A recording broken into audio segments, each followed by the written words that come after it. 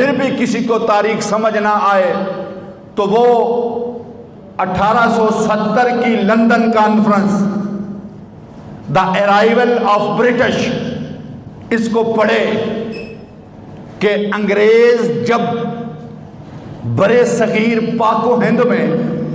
اپنے قدم جما رہا تھا تو اس وقت انہوں نے جو تعین کیا تھا کہ ہم کیسے اپنے پنجے پاک و ہند میں گاڑ سکتے ہیں، کیسے مضبوط ہو سکتے ہیں، تو 1870 کی جو ان کی کانفرنس تھی برطانیہ میں، اس کانفرنس میں 2 اہم لوگ تھے جنہوں نے اپنی آراء پیش کی ہیں اور مسلمانوں کے متعلق اپنا نظریہ پیش کیا ہے، اور جو حقیقی مومن ہیں وہ آج بھی اسی نظریے پہ قائم ہیں کہ جو کافروں نے سمجھا تھا۔ پہلا نظریہ یہ تھا کہ مسلمان اپنے اوپر کسی کو حکومت کرنے نہیں دیتے، مسلمان کسی کافر کی حکومت کو تسلیم نہیں کرتے، اور اگر کوئی کافر زبردستی ان پہ چڑھ دوڑے گا تو مسلمانوں کا ہر بچہ جہاد کا بڑا ذوق رکھتا ہے، یہ تیر تلوار نیزے لے کر میدان میں اتر جاتے ہیں،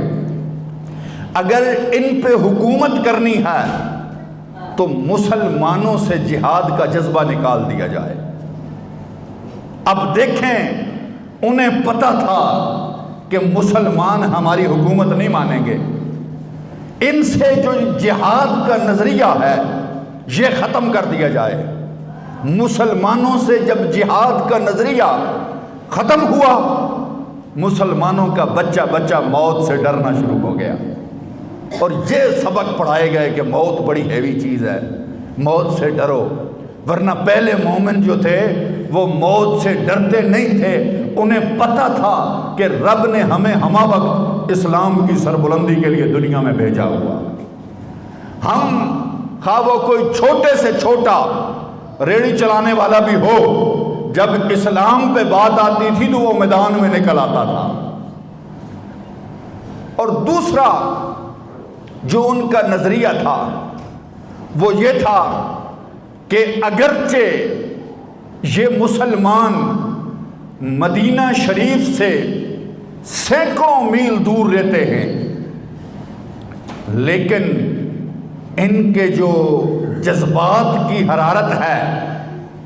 یہ رسالت کے ساتھ دھڑکتی ہے، ان کے جو جذبات ہیں وہ نبوت کے ساتھ منسلک ہیں۔ یہ اگرچہ پاک و ہند میں رہتے ہیں لیکن ان کی تاریں مدینہ شریف سے جڑی ہوئی ہوتی ہیں۔ یہ کافر کہہ رہا ہے پاک و ہند کے مسلمانوں کے بارے میں، 1870 کی کانفرنس ہے، عام مارکیٹوں میں یہ کتابیں ملتی ہیں